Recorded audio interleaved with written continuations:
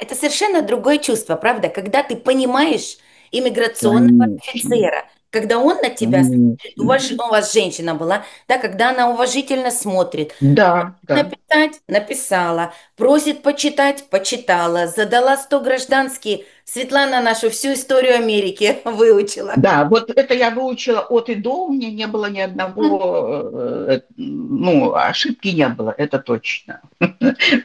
Потому что надо сказать, что 100 вопросов это вообще-то в принципе самое простое. На Ну это самом выучи и выучи, да.